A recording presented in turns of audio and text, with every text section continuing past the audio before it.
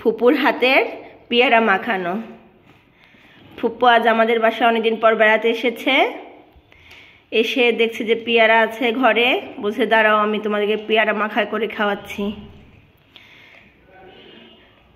অনেকদিন পর ফুপুর হাতের পেয়ারা মাখা খাবো। হ্যাঁ বেটি, কি দিলেন ওখানে? লবণ। আর এগুলো দিবেন না?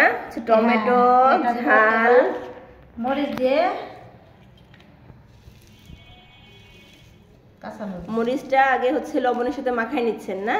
হ্যাঁ, কাঁচা মরিচটা ডলে নিচ্ছেন। শুকনো মরিচ দেব, তারপরে একটু শুকনো মরিচ দিবে। শুকনো মরিচটা দিলে একটু টেস্টটা একটু ভালো লাগে না?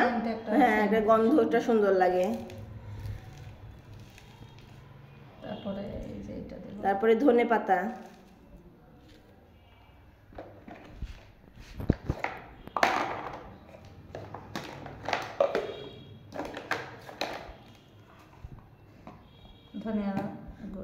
ধনে জিরে গুঁড়ো,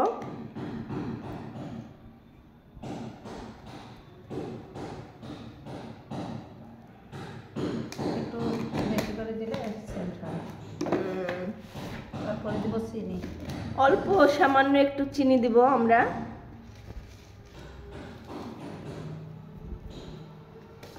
লেবু যেহেতু নাই, হ্যাঁ লেবু বাসায় নাই, নয়তো বা লেবুটা দেওয়া হতো, সেজন্য আমরা লেবুটা স্কিপ করছি। এবার টমেটো দিয়ে মাখাই নিতে হবে।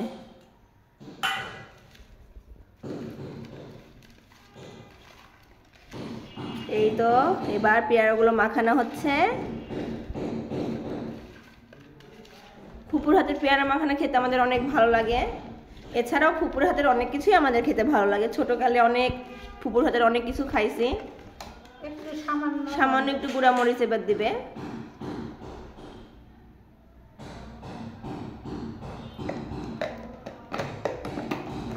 এগুলা এই যে চিনি দেওয়া হলো তো, চিনিতে সবগুলো ইয়া করবে, কিন্তু যদি